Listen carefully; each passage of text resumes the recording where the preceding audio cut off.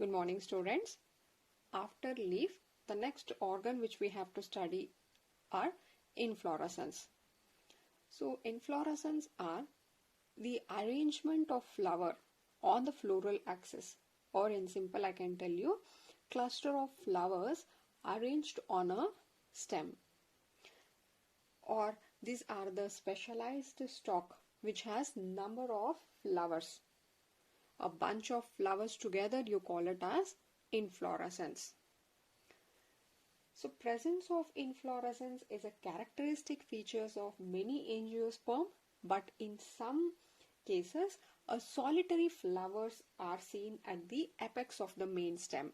See, inflorescence meaning a cluster of flower, a bunch of flower together, we call it as inflorescence. In many angiospermic plant, you can see it give rise to a single flower, and that you call it as a solitary flower, and these flowers are usually found at the tip of the main stem or on the tip of the lateral branches. Whatever when we talk of inflorescence, the stalk of the inflorescence is called as peduncle. See, suppose if you consider here, you can see you will have the stalk of this inflorescence. We call the stalk of inflorescence as peduncle, and now you can see many pedicel. So here you can see many flowers arranged like this. Can you see here? Number of flowers are arranged here, and these cluster of flowers, you call this as inflorescence, and stalk of the inflorescence, you call it as the peduncle. And now the peduncle might bear a small modified leaf-like structure like this. These are called as bract, and the flower arises in the axils of this bract, and there are flowers with bract. You call them as bracteate. If this bract are absent, you call it as a ebracteate. Depending upon the presence and absence of bract, we call it as bracteate or ebracteate respectively. Now there are many types of inflorescence. Two main important type of inflorescence are, one you call it as a racemose, and the second type is called as a zymose. In case of racemose type of inflorescence, the main axis continues to grow. Here the main axis will terminate with a flower. They won't grow continuously. Instead, at the tip of this main axis, you can see the flower, and they show acropetal succession. The arrangement of flowers are in the acropetalous manner, meaning the young flowers are found at the tip and older flowers are towards the base of the inflorescence. Such type of arrangement you call it as acropetal succession, and if young flowers are at the base and older flowers are at the tip, you call such arrangement as basipetal succession. In racemose, the number of flowers are more. When I say inflorescence, it is the cluster of flowers, right? So in case of racemose, the number of flowers present are more, but in case of zymose also we have number of flowers, but the numbers may be very less or limited. So let us look into the diagram given in the NCERT textbook. See, you can see here, this is a racemose type of inflorescence, whereas this is zymose inflorescence. In this case, what happens, if this is a main axis, you can see here the main axis continues to grow. But in case of zymose, you can see the main axis is terminated, meaning it has stopped, terminated with the flower. On the main axis, you can see a flower, but in this case, it continues to grow. Coming to the acropetalous type of arrangement, here you can see, in case of acropetalous, young flowers. See, these are older flowers. Above that you can find younger one. Above that you can see the bud condition.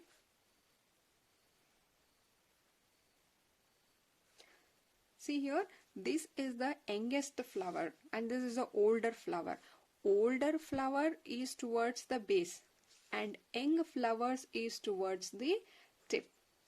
When this bud opens, this again you can find one more small bud coming here. Younger flowers towards the tip and older flowers towards the base. You call such type as acropetal succession. Whereas in this case, you can see here, this is a older one and these are the young. Young one are towards the base and older is towards the tip. And that type you call it as a basy. That's young at the base. Basy petal succession. This is one of the important question. They can ask you to differentiate between the racemose and zymose type of inflorescence. Now, I told you inflorescence is a cluster of flowers. Now let us take up flower individually. So the flower is the reproductive organ in the angiospermic plants. I told you angiospermic meaning all flowering plants are angiospermic. So these are the reproductive organ present in the plant. Sexually reproduction happens because of the flower. Even the flower will have the stalk and that you call it as pedicel. You can see here I told you the stalk of inflorescence we called it as peduncle. Now here you can find the stalk of the flower and here comes our flower. This one, the stalk of the flower, you call it as pedicel. The stalk of the flower you call it as pedicel. On the pedicel, there may be one or many small scaly structure and we call it as a bracteoles. Bract are different from bracteoles. Am I clear with these points? See, it comprises stalk called pedicel. I told you pedicels meaning it's a stalk of the flower, but it is no mandatory that all flowers should have this stalk. If they have the stalk, you call them as pedicellate flower. If they lack or if they don't have the stalk, you call those flowers as sessile. Clear? Now, there are mainly 4 orals which are arranged on the thalamus or the receptacles, and those 4 orals are calyx, corolla, androecium, gynoecium. We have to study all 4 in detail. So starting from the calyx, these are the outermost oral which composed of sepals. This contain sepals. And corolla, this composed of petal. These are the second oral. And third oral, you call it as androecium. It consists number of stamen. So stamens are the male sex organ. Gynoecium is the innermost oral and it is also called as pistil. And this will have carpels. Number of carpels. So let us look into the diagram of a flower here. See, if you see the flower here, the stalk of the flower, I told you, the stalk of the flower is called as pedicel. And this portion, the swollen portion, you call it as a thalamus, or you can also call it as receptacles. On the thalamus, you can see 4 orals are arranged. See now the outermost oral, which is green here, these the outermost oral are called as calyx. And it is having the sepals. The second oral, you call it as a petal. These bright petals what we see, those comprises the second oral, and you call it as a corolla. And the third oral are called as androecium. So you can see here there are many stamen here.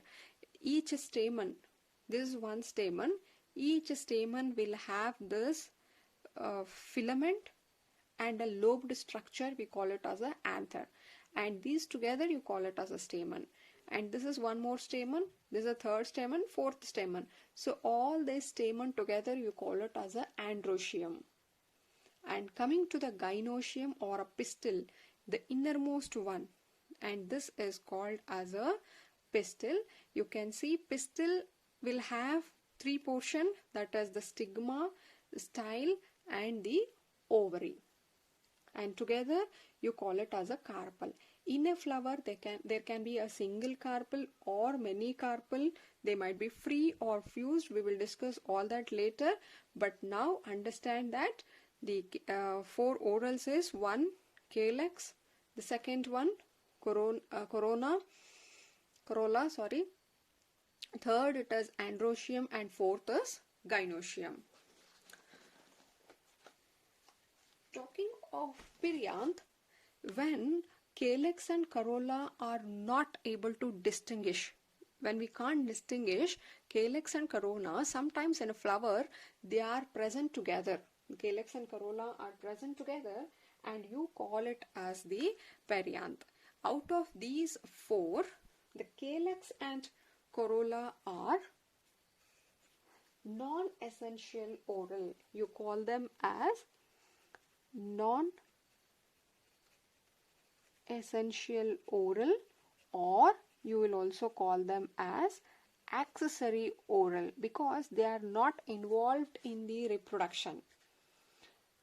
But still they help the reproductive process, therefore you call it as non-essential or accessory oral, whereas this androecium and gynoecium are called as reproductive oral. They are called reproductive oral. So even the perianth what we are talking of, this is also a non-essential oral. Non-essential, but they protect the stamen and carpel.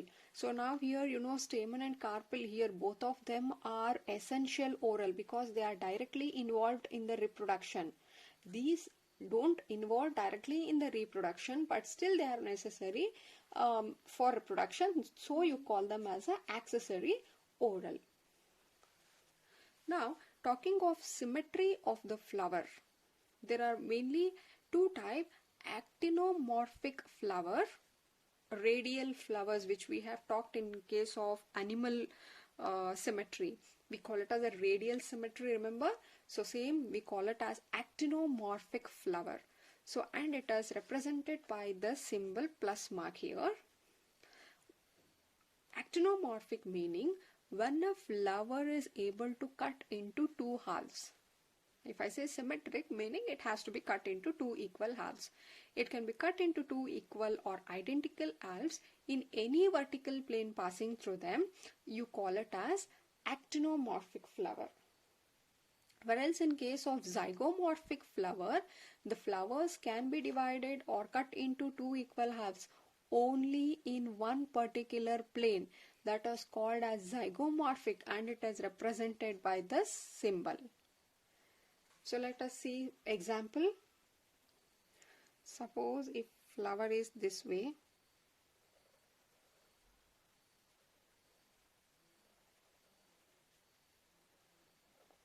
if this is a flower, so you can cut them into two equal halves, either this way or this way.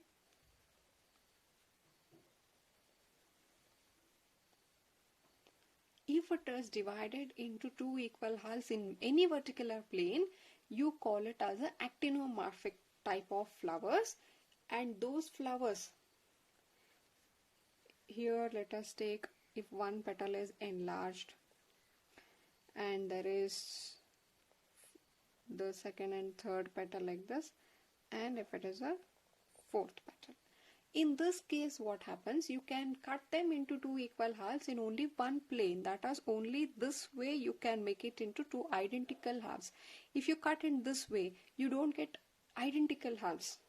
You get two two halves, but they are not equal or identical. So these are called zygomorphic flowers. Clear? Moving on. Bisexual flowers. When I say bisexual flower, meaning these are the flowers which will have bi, meaning two sex present in a same flower. In same flower, one flower will have both the sex. That is, they will have both male and female reproductive organ. So the male sex organ meaning we are talking of a stamen. Female meaning we are talking of a pistil. This type of flowers will have both the stamen as well as the pistil. You call those flower as bisexual flower. If a flower is having either the pistil or they might have only the stamen, that is, only a single sex organ is present, that time you call it as a unisexual flower. Let us imagine a flower is having only a pistil. A pistil is what? A female reproductive cell, sex organ. If a flower is having only a female sex organ, that flower is called as a female flower. Suppose if a flower is having only the stamen, that's a male sex organ, you call such flower as a male flower. They are unisexual flowers. Now, a flower may be trimerous. Trimerous meaning it will have three or its multiple of three in all floral appendages. Suppose a flower is having, let's imagine a flower is having three petals. The flower is having three sepals, three stamen, three carpel, or multiples of three, that is six. Six petals, six sepals, six stamens, six carpels, like this, three or its multiple, then that time you call flower as a trimerous. If a flower is having four sepal, four petals and four stamen or four carpel and multiples of four, you call them as a tetramerous. And pentamerous is when they have five or multiples of five floral appendages. See, when I say floral appendages, we are talking regarding the sepals, petals, stamen and carpel. A flower can be any of these. Now, based on the position of calyx, corolla, androecium in respect of the ovary on the thalamus, we know that on the thalamus all these four orals are arranged. That's a calyx, corolla, androecium, gynoecium, they are all arranged on the thalamus. Depending upon the position of these three with respect to ovary, they are being classified into hypogynous. Hypogynous is when a gynoecium occupy highest position. That is, ovary you call it as superior, meaning highest position. See, in this diagram, this bulged portion, this is nothing but the thalamus, right? On the thalamus, all four orals are arranged. The outermost oral, you call it as a calyx. Then the petals are called as corolla, and this one is called as the stamen, and this is called as the pistil, and pistil base portion, this is the ovary. Now compared to the ovary, you can see other three, that is the calyx. Origin of the calyx is this point, origin of this petal is this point, and origin of stamen is this point. So compared to the ovary, all three orals are located below. You can say ovary is occupying the highest position, or gynoecium, this is a gynoecium which is occupying the highest position. Such type you call it as hypogynous. Example, mustard and brinjal. Second type you call it as perigynous. In case of perigynous, you can see here the gynoecium is at the center. Almost it is arising from the same level. See here you can see this is what? Ovary. This is a calyx. This is a corolla. And this one you call it as a stamen. See here, when compared to ovary, this is a position of the ovary. Even the calyx is started from this point. Calyx, corona and stamen. They are all starting almost at the same level. The gynoecium is at the center. So here you can say ovary is half inferior. In this case, ovary was superior. Here it is half inferior. So this type you call it as a perigynous. Plum, rose, peach, in such flowers you can find such type of arrangement. And the third type you call it as epigynous. Here gynoecium is at the base. See here you can see the ovary is this. This is the ovary, but the position of the calyx is this. This is a petal or corolla. This is a stamen. Compared to ovary, all other three orals are at the highest position. Ovary is at the base. So this you call it as ovary inferior. In this case, ovary was superior. Here, ovary is half inferior. This is seen in case of guava and cucumber. Clear? So these are some of the important points which you have to remember. In the next class, we will study in detail of each oral whatever we have started. That is, we should see in detail what is the calyx, corolla, androecium and gynoecium. So these are all very important. Please go through this and we will take up the parts of the flower in the next class. Thank you.